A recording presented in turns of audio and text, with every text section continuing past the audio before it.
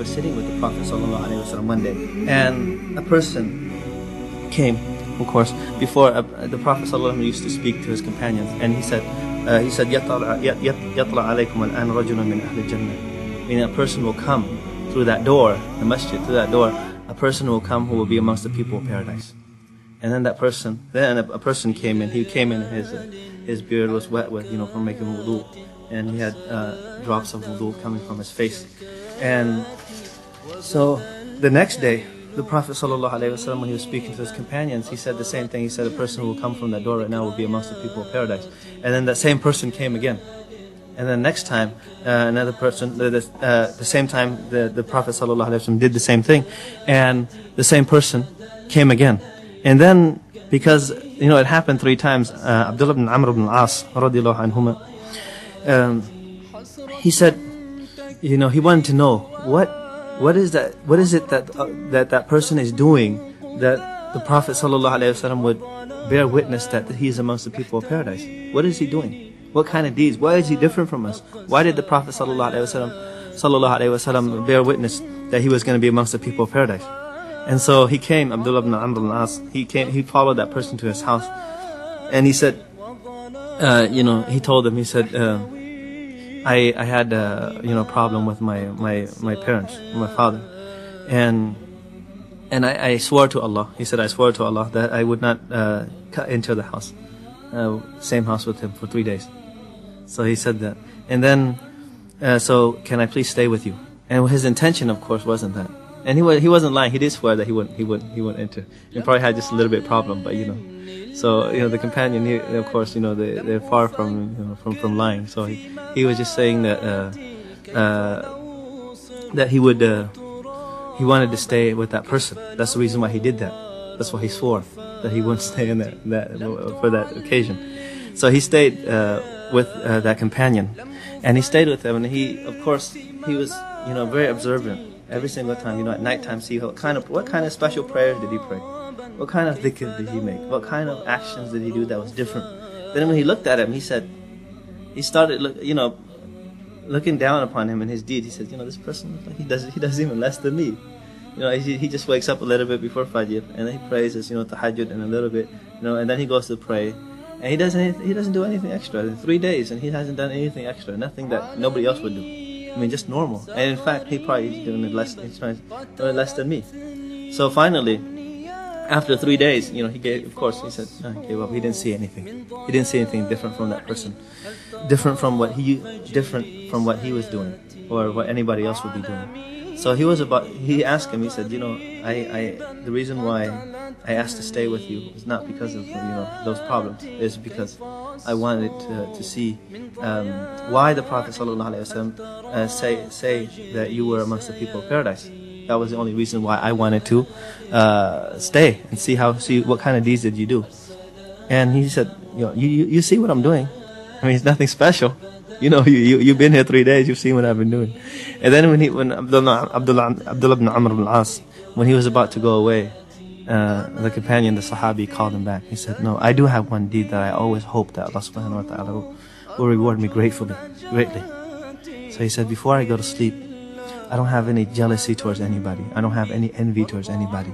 And I forgive anybody who ever does anything to me at all whatsoever. Every single night before I go to sleep, I cleanse my heart of all those things.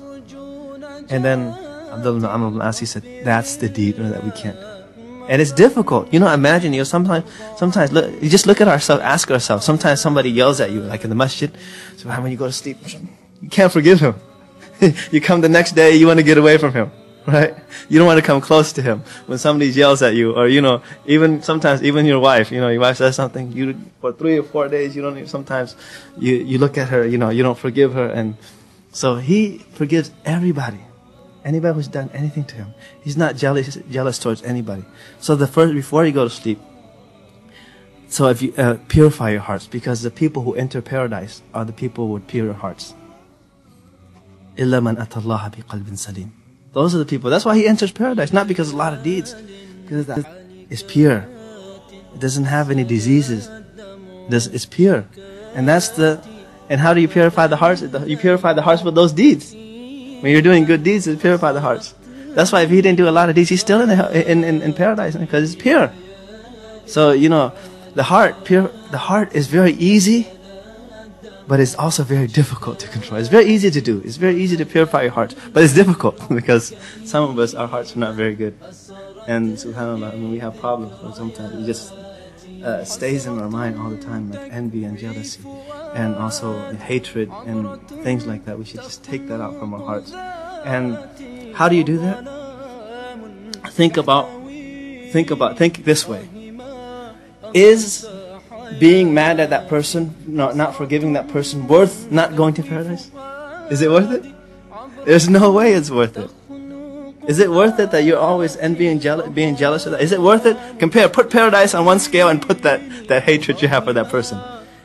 You want paradise more, or you want to hate him more?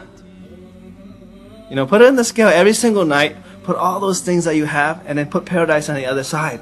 And say, is it worth it for me to get mad at him or to be angry at him? Should I just forgive him? Subhanallah, paradise is so much better. Why am I angry at him? It's only this dunya. So leave it and purify your hearts. So before you go to sleep. So inshallah, every single night, we should do that. We should purify our hearts.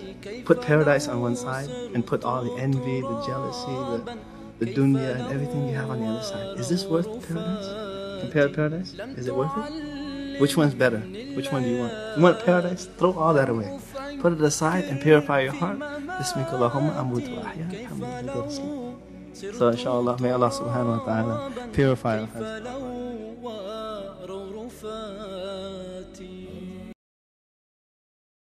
سأرحل للعلا لا للدنية سأرحل للمعالي يا أخي سأرحل عاقدا كل الأماني بإذن الله نهديها هديا سأرحل نحو دار العز شوقا إلى الجنات ما أحلى المنية سأرحل للعدا سيفا ونارا ونفسي نفس فرسان أبيا سأرحل عن ديار تزدريني تراودني على سحق الهوية تريد العيش دون الشرع جهرا تواكب فيه أقواما شقيا تقول الدين والإسلام يسر لماذا أنتم أيد عتية أحقا قد سميت إلى المعالي لماذا تبتغي دنيا شقيا قولي إنما الإسلام عز